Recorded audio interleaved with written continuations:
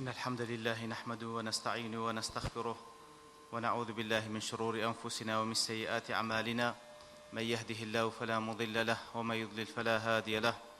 أشهد أن لا إله إلا الله وحده لا شريك له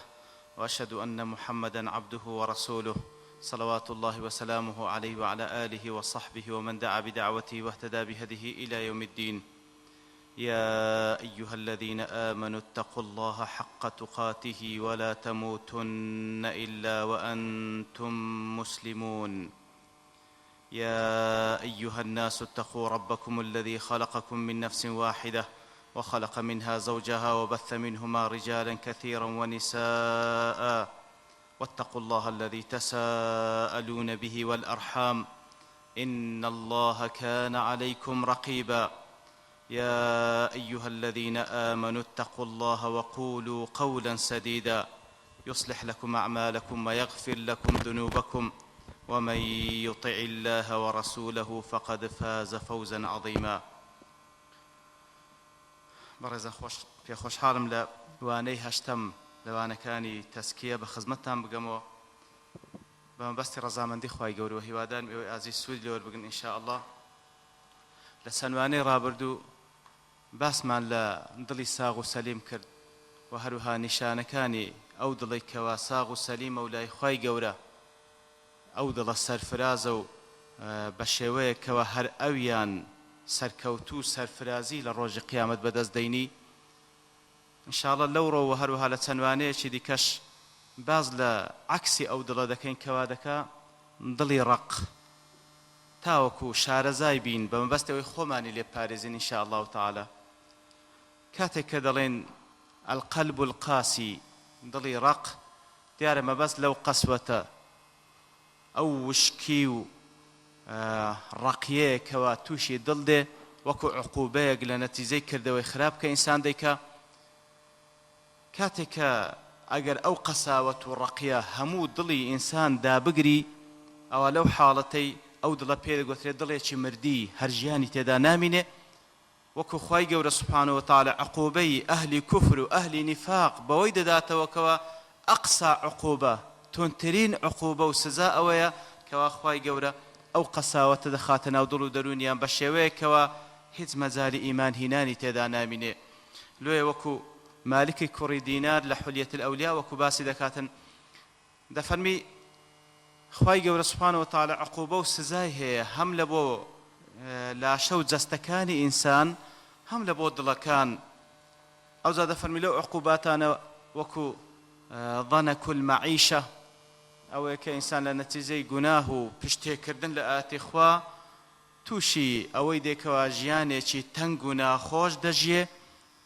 و هەروەها وەکو لە عقوباتی دیکە وەهەن فی العیبادە ئەو ئینسانە لە نەتیجەی گوناه و تاوان تووشی ئەوە دێ کەوا لە عیبادەتدا سستە زەعیفە ناتوانی بەو شێوەیە عیبادەت بکات کە خوا دەیەوێت سوبحانەهو وتەعالا. دیارە گوناه و تاوانەکانی وەکو کۆت و زنجیرە کۆتی دەکەن. ئەوجا دەفەرمی لە هەموو عقوبات و لە هەموو سزایەکانیش تونتر کاتێکەوە خوای گەورە بیخاتە سەر یەک لە بەندەکانی ئەوەیە کەوا قەسوەت القەلبی پێ ببەخشی کەوا بە شێوەیەک دڵەکەی تەواو تەواو ڕەق ببی کەوا هیچ خێری پێوە نەمینێ کە وەکو گوتمان ئەوەش دیارە دڵی کەسانێکی بێباوەڕ و دووڕوو خوای گەورە سوبحانەهو وتەعالا عقوبەیان دەداتەوە بۆی کەوا بەو شێوەیە ئەو ڕەقاتیەی بە تەواوەتی دەخاتە ناو دڵ و دەرونیە خوا پەنامان بدە. هەر وەکو بەبیرهێنانەوەیش دیارە کاتێک کە دەڵێن ئەو دڵە زەندیە و یاخود ئەو دڵە ڕەقە مردیە دیارە هەمووی ڕەنگدانەوەی کار و کردەوەکانی تیکە ئەنجامیتدا. هەر وەکو دڵێک ئەگەر ساغ و سەلیم بی کار و کردەوەی چاک و ڕێک و پێچی لێ بە پاش دەکەوی بە هەمان شێوەش دڵێک کەوا ڕق و مردی بی دیارە کار و کردەوەی ناڕێک کەوا دەبیتە مایی غەزەب و خەشمی خوای گەورە لەسەر ئەو بەندەیە. بە پێچەوانەوەش کاری خراپیش عینی بە هەمان شێوە هەر کارێکی خراپ دەکا نقطەیەک لەسەر دڵ دروست دەبی هەتا وەکو لە حەدیث صحیح پێغەمبەر دەهاتێ صلی الله علیه وسلم لە نەتیجەی ئەو نقطە ڕەشانەی کەوا لە دڵی پەیدا دەبی و ڕەقاتی لە دڵی پەیدا دەبی هەتا وەکو بە تەواوەتی ئەو دڵی داتە پۆشی و دڵەکەی بە تەواوەتی دەمری خوا پەنامان بدە. ئەمجا کاتێک کە تەماشای قورئانی پیرۆز بکەین خوای گەورە باز لە بەنی ئیسرائیل دەکا بەو شێوەیە دەفەرمی ثم قست قلوبكم من بعد ذلك فهي كالحجارة أو أشد قسوة. دیارە باز لەوەی دەکاتن کاتێکەوە بەنی ئیسرائیل نەفەرێکیان لێ کوژرا کەس نەیدەزانی چێ کوشتیتی، ئیتر هەرێکە و ئیتهامی ئەوەی دیکەی دەکرد بۆی کەوا فڵانە کەس کوشتیتی. لە نەتیجەدا خوای گەورە سوبحانەوە وتعالە کاتێکەوان مشرکەیان بردە لای موسا عەلەیهی سڵات وەسەلام، خوای گەورە بە وەحی بە موسای ڕاگەیان عەلەیهی سڵات وەسەلام بۆی کە ئەگەر بیانەوێ قاتیلەکە کەشف بی با چێڵێک سەر ببڕن. ئیتر لە نەتیجەدا خوای گەورە کارێکی وا دەکاکەوە ئەو مردیەی کە کوژرایە زندی بیتەوە و بەخۆی بڵێتن فلانە کەس ئەمنی کوشتیە. وا بوو وەکو معلومە لە ئاەتەکاندا کەوا وەکو تەبعی هەمیشەیی بەنی ئیسرائیل چەندین پرسیاریان لەوەی کرد ئەو چێڵە چ چێڵێکە، ڕەنجی کووە، بە چ شێوەیە کە ئیتر بەو شێوەیە تەمەنی چەندە، هەتاوەکو لە نەتیجەدا لە دوای مناقەشەیەکی زۆر گەیشتنە ئەو چێڵەیەکەوە خوای گەورە دەیوە سوبحانەهو وتعالە. والحاصل خوای گەورە فەرمانی پێکردن ئەو چێڵە سەر ببڕن، ئەوجا بە بەشێک لە لاشەی ئەو چێڵە لە کەسە مردیەکە بدەن، بە چای خۆتان دەبین ئەو کەسە مردیە زندی دەبیتەوە، ئەوجا بە خۆشی قسە دەکات دەڵێ فلانە کەس ئەمنی کوشتیە. بە فعلی وایان کرد، بەڵام وەچ گوتمان لە دوای چەندین هینان و بردن کەوا مەبەستیان ئەنجام نەدانی کارەکە بوو، لە دوای ئەوەی کەوا موسا عەلەیهی سەڵات وەسەلام چەندین ئامۆژگاری کردن، ئیتر لە نەتیجەدا گەیشتنە ئەوەی کەوا سەری ببڕن و بەشێک لە چێڵەکەیان لە کەسە مردیەکەدا لە نەتیجەدا فعلەن ئەو کەسە زندی بووە، لە پێش چاویوان قسەی کرد گوتی فلانە کەس ئەمنی کوشتیە. ئەوجا لە دوای ئەوەش کە بە چاوی خۆیان ئەو هەموو معجزاتانەیان دەدید، ئەوجا خوای گەورە دەفەرمێ ثم قست قلوبكم من بعد ذلك، ئەوجا دڵتان ڕەق بوو لە دوای ئەوەش، فهي كالحجارة أو أشد قسوة. ئەو دڵانەشتان هەندە ڕەق بوو وەچی بەردی لێ هات، بەڵکو لە بەردیش ڕەقتر. لەبەر چی لە بەرد ڕەقتر؟ لەبەرەوەی وەکو لە ئاەتەکەدا فەرمی وإن من الحجارة لما يتفجر منه الأنهار. لە حیجارە هەیە واتە لە بەرد هەیە، لە بەرد هەیە بەردی وا هەیە کەوا جۆگە ئاوی لێ هەڵدەقوڵێ. وإن من الحجارة لما يشقق فيخرج منه الماء. بەردی واش هەیە، بەردی وا هەیە شەق شەق دەبی، ئیتر ئاوی لێ دێتن، ئەوجا بە دلۆپە دلۆپ ئەویت کەیان يتفجر منه الأنهار، ئەوی دیکەیان شەق دەبی و دلۆپە دلۆپ ئاوی لێ دێ. وإن منها لما يهبط من خشية الله. بەردی وا هەیە لە سەرووی چیایان بەردەبیتەوە لە ترسی خوای گەورە سوبحانەهو وتعالە، بەڵام دڵەکانی گۆ لەو بەردەش ڕەقتر بوو. ئیتر بەو شێوەیە خوای گەورە سوبحانەهو وتعالە وەسفی دڵی بەنی ئیسرائیلی دەکات کە لە نەتیجەی کردەوە خراپەکانی خۆیان دڵیان ئەوهای لێ هات بوو. بەڵێ کاتێکەوە ئینسان گوناه و تاوان دەکا، ئەگەر بێت و لەو گوناه و تاوانە پەشیمان نەبیتەوە، ئەگەر بێت و تەوبە نەکا، نەتیجەی گوناهی گەورەتری لە دوودا دێ، هەتا وای لێ دێ ئەو گوناهانە چاردەوری دەگرن، وەکو خوای گەورە دەفەرمی هەر لە چەند ئاەتێک لە دوای و ئاەتانێکەوە باسی بەنی ئیسرائیلی کرد، دەفەرمی بلى من كسب سيئة وأحاطت به خطيئته فأولئك أصحاب النار هم فيها خالدون. دەفەرمی کەسێکەوە من كسب سيئة دیارە هەر لەلایەنی لوغەویەوە کەسب بە معنای ئەوەی دێ کەسێکەوە کارێک ئەنجام بدا بەو پەڕی ئیرادەی خۆی کەس لەسەری فەرزی نەکردبی، و هەروەها کاتێکەوە ئەو کارە ئەنجامدا زۆر دڵی پێخۆش بی، ئەوە بە معنای کەسب دێ. کاتێکەوە کەسانێک بەو شێوەیە کاری خراپ بە ئیرادەی خۆیان و بەو پەڕی دڵخۆشیان ئەنجامی ئەو کارە خراپە دەدەن، گوناه دەکا و تەوبەش ناکات بەرەو دڵی پێخۆشە، ئیتر لە نەتیجەی ئەوە عقوبەی ئەو گوناهی گەورەتری لە دوادا دێ، هەتا وای لێ دێ گوناهەکان چاردەوری دەگرن و ئەحاطت به خەطیئەته، چاردەوری دەگرن، وای لێ دێ بە هیچ شێوەیەک تروسکایی ئیمان لە دڵی ئەو کەسە نامینێتن، بە هیچ شێوەیەک، بەڵکو تاکە لەزەت کەوا لە ژیانی خۆی ببینی تەنها لە گوناه و تاوانەکان دەیبینی، لە گوناه و تاوانەکان دەبین، هەتا وەکو وای لێ دێ ڕقی لەو کەسە دەبیتەوە ئەگەر بێت و ئامۆژگاری بکە لە بۆی کەوا واز لە گوناه و تاوان بینی. ئەگەر بەردەوام بی لەو حاڵەتەش ئەوە وای لێ دێتن ئەسڵەن کاتێک کە ئاەتەکانی خوای گەورەی لە بۆ دەخێندرێتەوە دەگاتە ئەو ڕادەی کەوا بە درۆی دەزانی والعیاذ بالله. وەکو لە سورة الروم دادا فرمي ثم كان عاقبة الذين أساءوا السوء أن كذبوا بآيات الله وكانوا بها يستهزئون. عاقبة سرنجامي كسانك والسيئات كاري خراب أنجام ددن هر سوء مؤنثي أسوأ كوات عاقبەتی ئەوان هەر عاقبەتی خراپتری لە دوادا دێ خراپە گوناه و تاوان ئەگەر بێت و تەوبەی لەسەر نەکەی گوناهی گەورەتر و خراپتری لە دوادا دێ و هەتا وەکو دەیگەینتە ئەو حەدەی ئەن کەذەبوا بئایاتی الله وەکانوا بها یستهزئون کەواتە بەڕاست دەگاتە ڕادەی ئەوەی کەوا ئاتەکانی خوا بە درۆ دەزانی والعیاذ بالله ئیستهزا و گاڵتەی پێدێ والعیاذ بالله بەڵام ئیتر وای لێ دێ ئەو کەسە وەکو وەتما وەکو خەیمەیەک وەکو چادرێک چاردەوری دەگریتن ئەو گوناه و تاوانانە هیچ شتی لەبیر نامینێ نە ڕەقابەتی خوای گەورەی لەبیر دەمینێ کە ئین الله کان عەلەیکم ڕەقیبا نەخۆشی بە هەشت دەفعی دەکا کەوا واز لە گوناه بینی نەترسی جەهەنەم وای لێ دەکا کەوا واز لە گوناه بینی بە هیچ شێوەیەک بەڵکو وای لێ دێ بەردەوام دەبیتن هەتا وەکو پێغەمبەر صلی الله علیه وسلم دەفەرمی ئەو کەسە وای لێ دێ وەکو لە صحیح بوخاریدا دەفەرمی لا يزني الزاني حين يزني وهو مؤمن لا يسرق السارق وهو يسرق وهو مؤمن كواتا أو كسواي لدي كاتي كوا زنا دكاتن لو حالتي كزنا دكا والعياذ بالله إيمان دار نية لو كاتي كوا دزي دكاتن ولا يشرب الخمر حين يشرب وهو مؤمن عرق دخواته برام لو كاتانك عرق دخواته إيماني نية وهروها ولا يسرق حين يسرق وهو مؤمن ولا ينتهب نهبة يرفع الناس إليه فيها أبصارهم حين ينتهبها وهو مؤمن يعني هنده زريء دبي سبحان الله نوك هرمالي خلشوها ددزي ببيوي أوان آقان لبي أو يكم بل دزينه بلام حالتي دوام وكو دفن ينتهب نهبة ڕێگری دەکا لە پێش چاوی خەڵکی بە زەخەزەقی تەماشای دەکەن بە زەخەزەقی چاویان تەماشای دەکەن ئەو جا لەگەڵ ئەوەش پێی ئەتیادیە و ماڵەکەشیان دەبا بە ناحەق لەبەرەوەی ئیمانی نەمایە جا وەکو ئیمامی نەوەوی لە شەرحی ئەو حەدیسە دەکەوە لە صحیح مسلمدا هاتیە دەفەرمی کە عولەما باز لەو حاڵەتەی دەکەن لا يزني الزاني حين يزني وهو مؤمن لە کاتی عارە خواردن ئیمانی نامینێ لە کاتی دزین ئیمان دەفەرمی والله عالم ئەوەیە کە ئەو کەسە لە کاملی ئیمان دانیە واتە لێرەدا باز لە کەمالەکەی دەکرێنەوە کەوەی بەوەی بەتەواتی هیچ ئیمانی نەم لەبەرەوەی وەکوی ئاعتیقادی ئەهلی سونە و جەماعە معلومە کە عارەخۆر و دز و زیناکەر و ئەو گوناه و تاوانە گەورە گەورانە ئەگەر کەسێک بە حەلالی نەزانی پێ کافر نابی بەڵێ گوناهی تاوان گوناه و تاوانی کەبیرەیە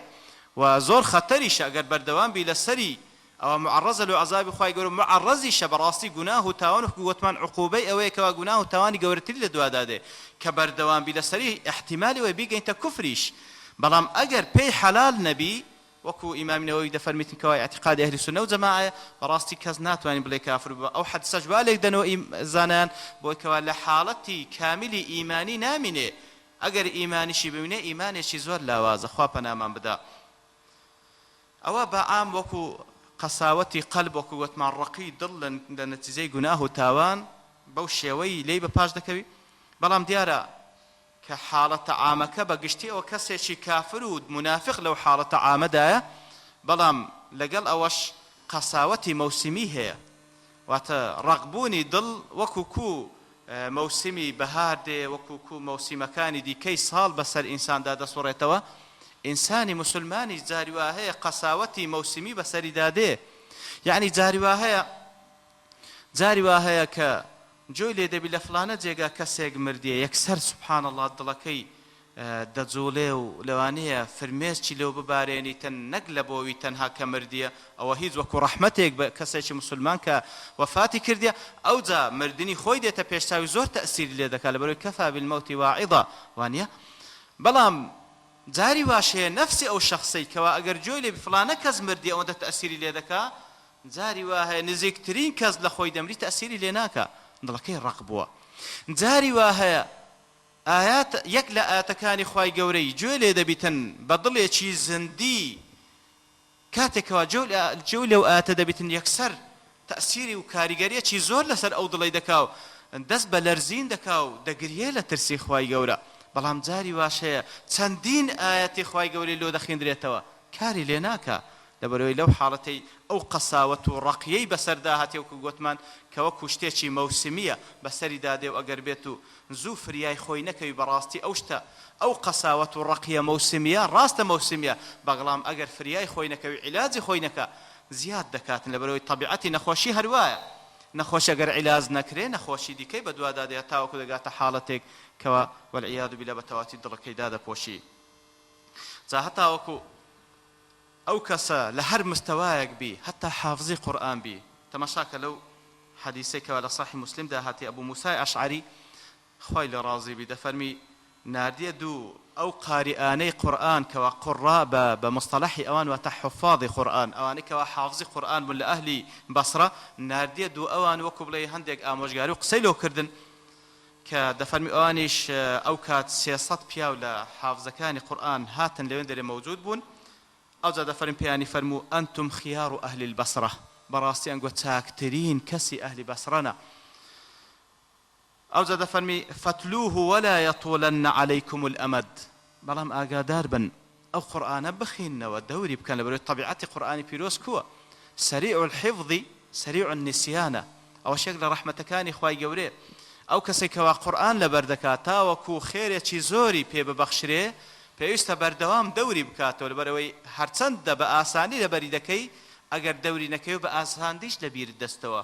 کەواتە حکمەتی بە ئاسانی لەبیر چوونەوە ئەوەیە تاوەکو بەردەوامی دەوری بکەیەوە تاوەکو بەردەوامی خێر و پاداشتت پێ بگا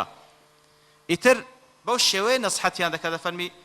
بیخینەوە فەتلوه ولا يطولن عليكم الأمد لێی دوور مەکەونەوە بە شێوەیەکەوە مدەیەکی زۆر بکەوتە نێوانتان و نێوانی قراءەی قورئان و مراجعەکردنەوەی لەبەرەوەی ئەگەر واتان کرد فتقسو قلوبكم ئەگەر واتان کرد دوور کەوتنەوە لە قورئانی پیرۆز دڵەکانتان ڕەق دەبی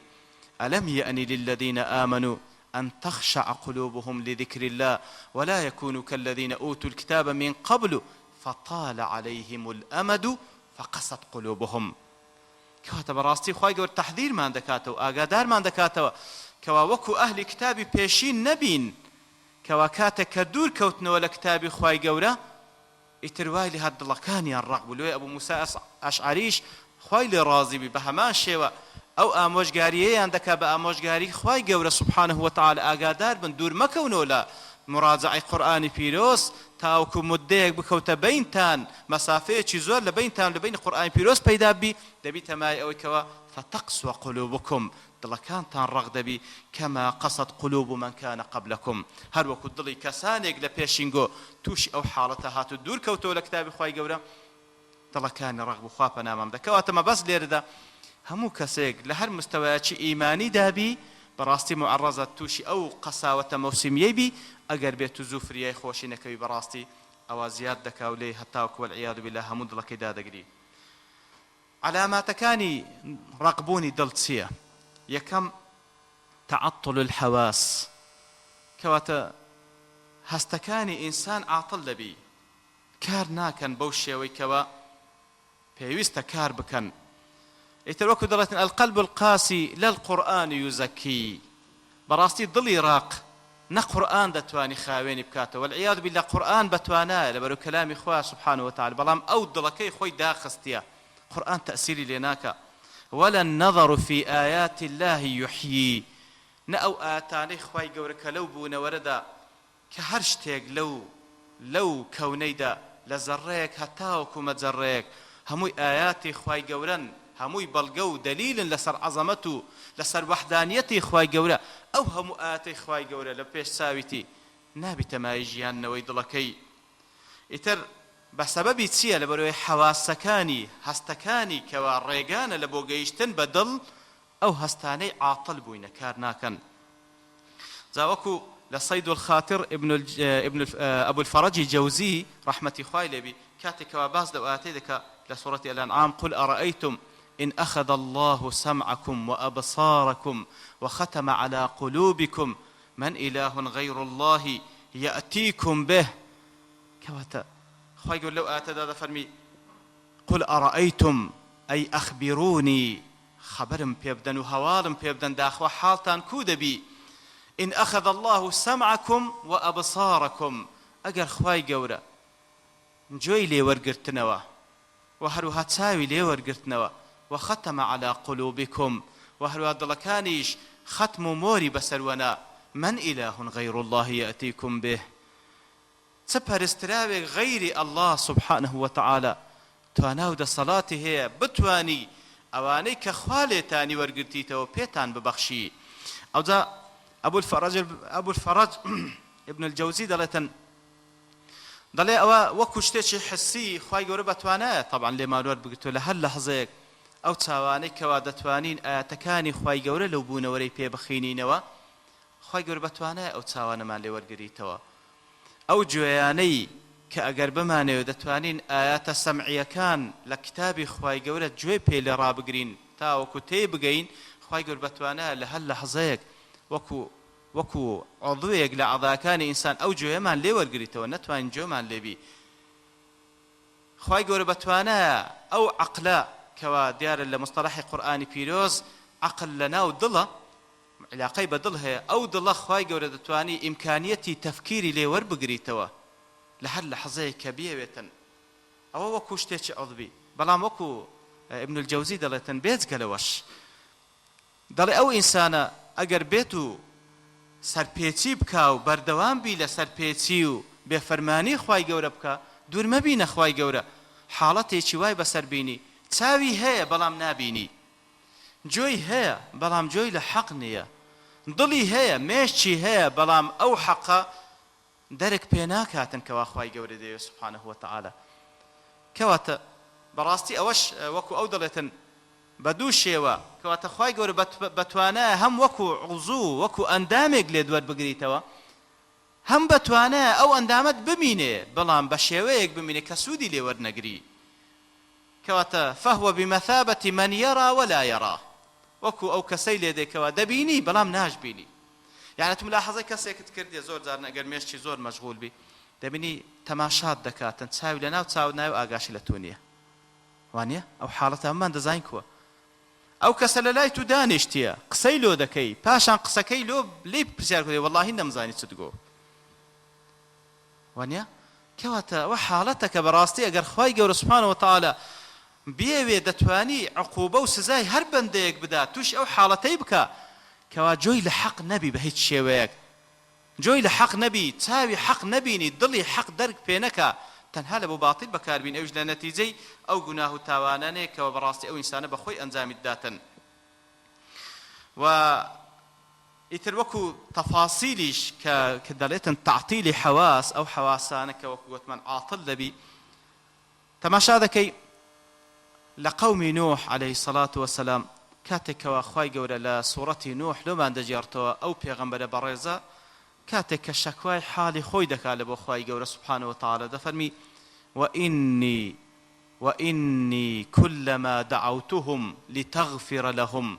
جعلوا أصابعهم في آذانهم واستغشوا ثيابهم وأصروا واستكبروا استكبارا دەفەرمی هەر کاتێک کە بانگیانم دەکرد لە ئەوەی کەوە لتغفر لهم سبحان الله يعني دعوة و بانگەوازی پێغەمبەران لۆ چییە خۆ هیچ داوای ماڵی دنیا و داوای هیچ شتێکیان لێ ناکەن كلما دعوتهم لتغفر لهم بانگیانم دەکرد تاوەکو تو لێیان خۆش ببی واتە بێنە ناو دینی تو وەڵامی بانگەوازەکەی تو بدەنەوە یا ڕەبی کە بالنەتیجە تو لێیان خۆش دەبی چیان دەکرد جعلوا أصابعهم في آذانهم إصبع واتە پەنجە بەخۆی ئەوەی کەوا لە گوێ دەنرێتن تەنها ئونمولەیە واتە سەری پەنجەکانە بەڵام ئەو دەفەرمی ئەوان هەندە حەریز بوون کە بە هیچ شێوەیە قسەکانی من گوێ لێ ڕانەگرن وەکەئەنەما خەریک بوو هەموو پەنجەکانی خۆیان لە گوێیان دەنا نەوەک هەر یەک پەنجەش جعلوا أصابعهم في آذانهم هەموو پەنجەکانیان بەکاملی نەوەک هەر سەرە پەنجەکانیان لە گوێیان دەنا زۆر بە توندی ئەو گوێیان دادەخست واستغشوا ثيابهم وهروها ئەو شمەکەی کە لەبەریان بوو بەسەر چاویشیاندا دەتاوەکو ئەمنیش نەبینن سبحان الله نەبمبینن نەگوێیان لێم بی ئیتر ئەوە کار و کردەوەیان بوو لە نەتیجەی ئەو کار و کردەوە کە کەسێک حەریز بی ئەو حەواسانەی کە خوای گەورە پێی بەخشیە بەکاری نەینی لە بۆ حەق ئیتر لە نەتیجەدا فعلا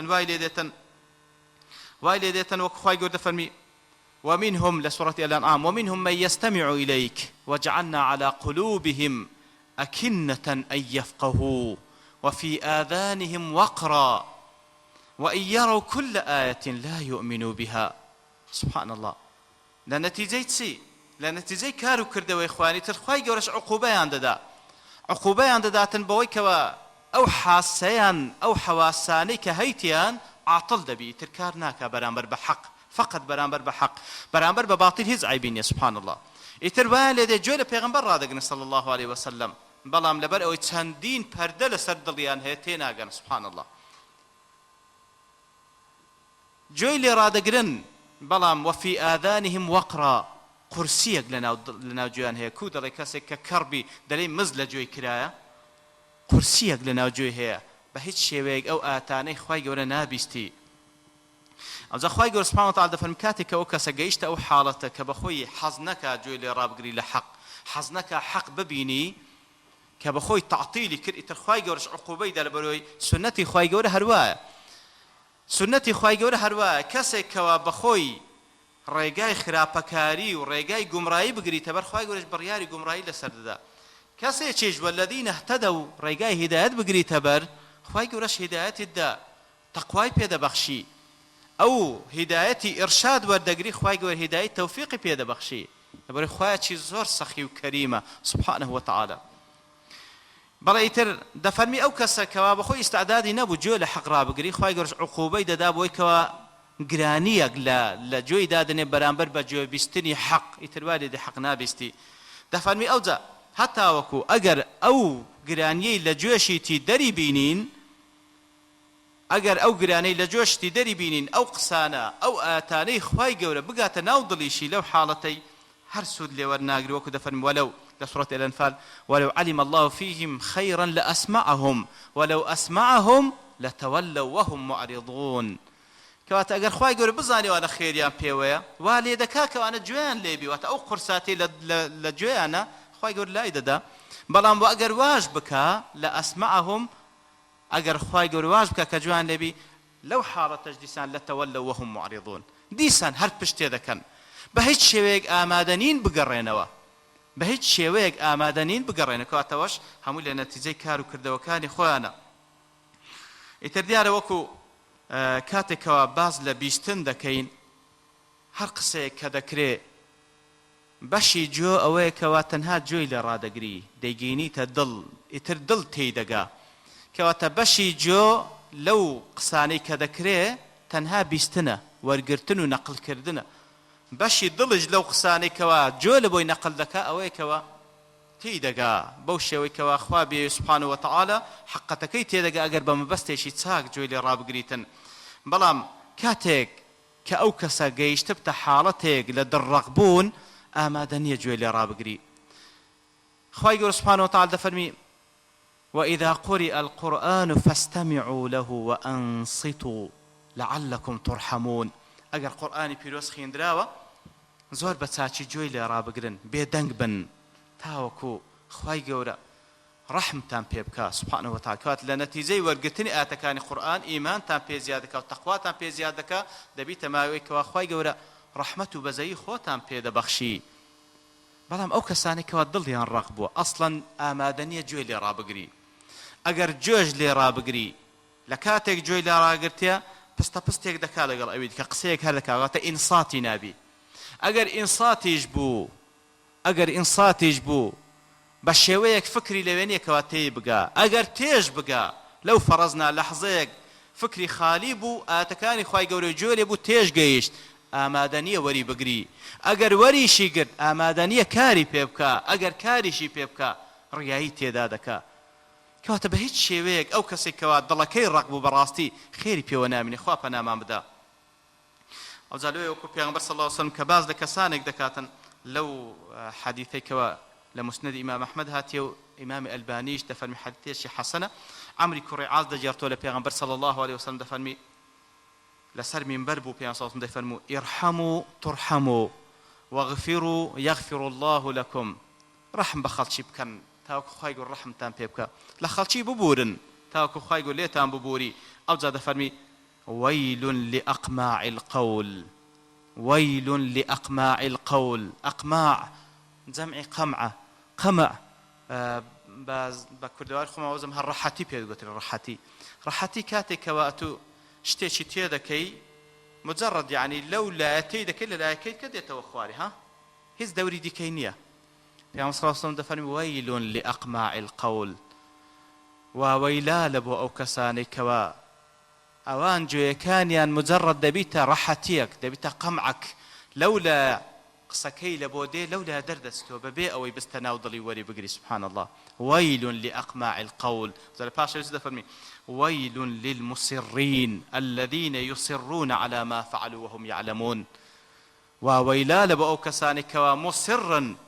بيدا دقرن لسر قناه تاوان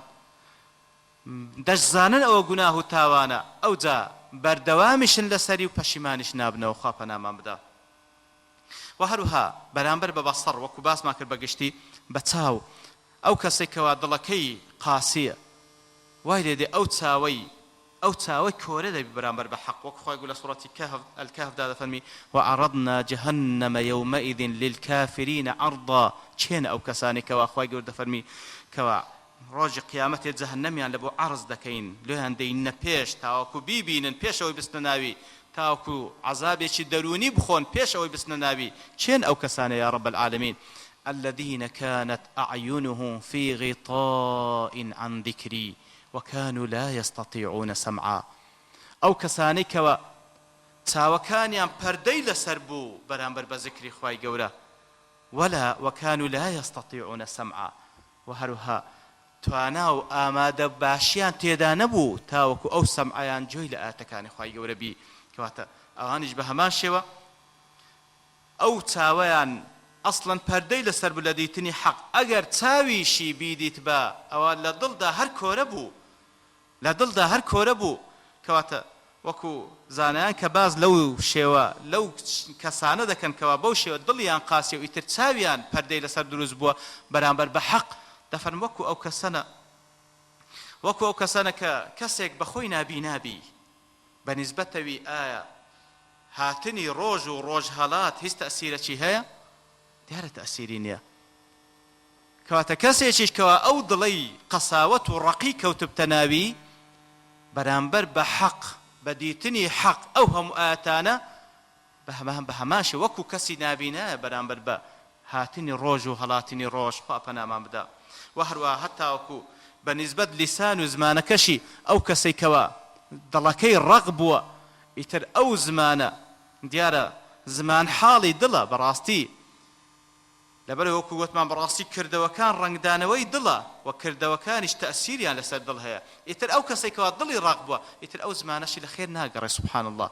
لاڵە بەرامبەر بە حەق بە هیچ شێوەیەک ئامادە نییە کەلیمەی حەقی بەسەردا بێ بەڵکو مجرد ئەو کەلیماتانەی کەوا دوورە لە حەق باتیلە لەهوە عەبەثە زۆر احتیادی بەسەر زمانی دادێ. جا وەکو پێغەمبەر صلی الله عليه وسلم کە باز لە ئافاتی زمان دەکاتن وەکو لە صحیح بوخاری دەفەرمێ وإن العبد ليتكلم بالكلمة من سخط الله بەندە جاری وەها یەک کەلیمە قسە دەکا یەک کەلیمە قسە کەوا ئەو کەلیمە قسەیە دەبیتە مایەی تووڕەبوونی خوا سبحانه وتعالى غەزەبی خوا. ئەو کەسەش کە دەیکا لا يلقي لها بالا أصلا ببي اهتمام وديكا هيت حسابك لوناكا وكو قسك بسر زاري دادي يهوي بها في جهنم أو ذا دسيت ناو جهنم وشور دبيتو بو كلميك وكردي أو ببي أو اهتمام يبدأ وكو لا حديثك كوا إمام أحمد رواتي كرديا لين در دفرميتن يهوي بها في جهنم 70 خريفا سبحان الله 7 صال في دستخواره